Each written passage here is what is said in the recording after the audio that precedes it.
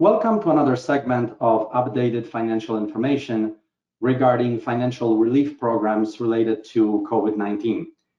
We're bringing you this information from Lendonia Absolute Financial Solutions in connection with our cooperating law firm of Loza Law. Today, I want to dive into a development with the payroll protection program, something that happened actually just yesterday morning to midday. As you know, the payroll protection program is a program designed for small businesses to allow them to retain jobs during this crisis. Now, by small, we mean companies that employ under 500 people, but also, which is extremely important, you can use this program if you are a self-employed or an independent contractor. Now, officially, the program began on April 3rd, and that was for small companies. And by April 10th, self-employed individuals were able to file applications as well. Initially, the government allocated about $350 billion into the program, but it got off to a very rocky start. On April 3rd, there were very few banks that were ready.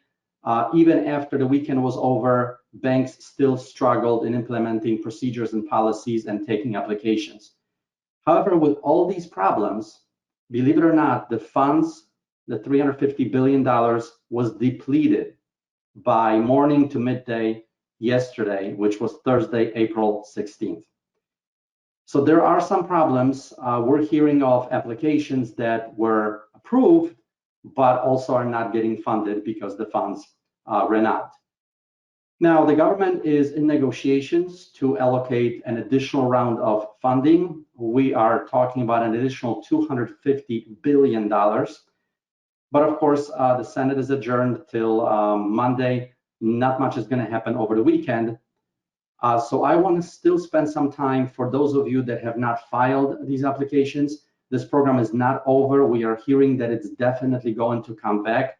The additional funds should be available. So I think we should spend this weekend, the next upcoming days, in getting ready, getting the paperwork ready, understanding the program if you haven't done so already.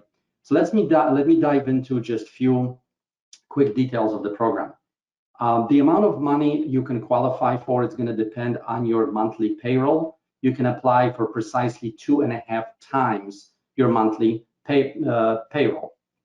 Now, by payroll, we mean compensation of many types: salary, hourly, commissions, bonus, declared gratuities. So this definition is fairly broad.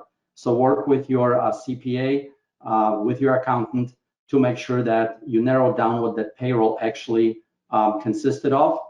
Part of the payroll is also benefits that you're paying. So let's say if you have a company or employ several individuals, you're paying their benefits such as health insurance, that constitutes as payroll under this plan. For self-employed individuals, it's a little simpler. Payroll simply means net earnings, your profit and loss, if you will. So that's computed on an annualized basis and kept at $100,000. Now, a couple of great things about this program. Unlike many loans out there, it requires no collateral, no personal guarantees.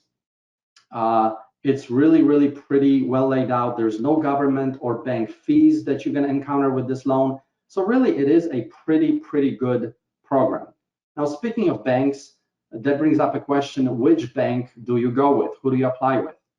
Well, you would mostly go to your bank in which you already have an existing business relationship. So whatever you maintain your business account, that's what I would suggest to reach out first, because a lot of banks in this initial round of this program were actually limiting applications that they were taking specifically only for the individuals that already had business accounts with them. You don't have to do this. You can reach out to smaller credit unions out there that may be able to process that application as well. But I think starting with your existing business bank is pretty much the best way to go. Now, regardless which bank you select, the good news is that all lenders have the same application guidelines, the same loan terms. It doesn't really matter which bank you go with. You're going to have to file a complete application. You can expect to be asked to provide tax returns, payroll records. You have to certify all documents as being true. And also the terms of the loans are identical regardless where you go. It is going to be a 2-year loan at 1%. Up to 6 payments can be deferred with accrued interest, and none of those loans carry any type of a prepayment penalty. Another very important point is that these loans may actually be forgiven. So there are some conditions. If you meet all these conditions, you will never have to repay that loan. So first of all, you need to spend a minimum of 75% of the funds you get from the loan as payroll. The rest you can spend on eligible expenses, which include, amongst others, your rent, utilities, loan interest. You must retain all staff, and you cannot give any of your employees that's earning less than $100,000 a pay cut of 25% or more. Which brings a good question.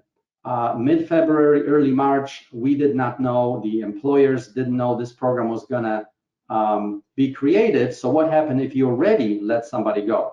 What happens if you already gave somebody a pay cut? Well, there's an exemption that provides for time to cure.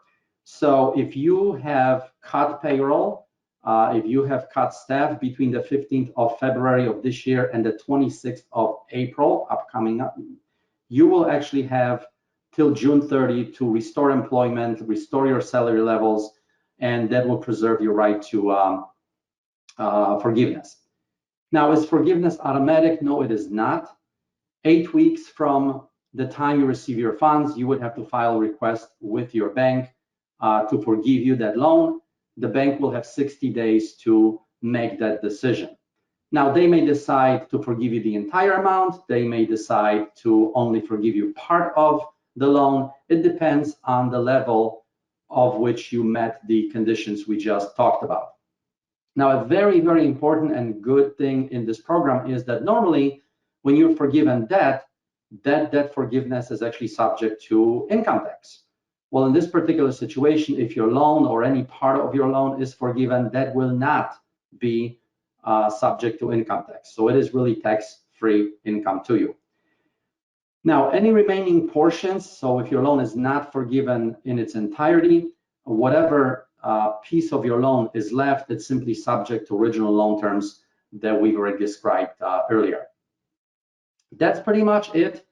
The additional funds should be coming. Get ready to file these applications. It is really, really good relief for any small business out there. Now, if you like this material, please let us know. Feel free to share any of this content with your friends. Please like our page, follow it. We post regular updates on this topic as well as any other financial programs that may be related to COVID-19. So thank you again for attending. Hope you are staying healthy and safe.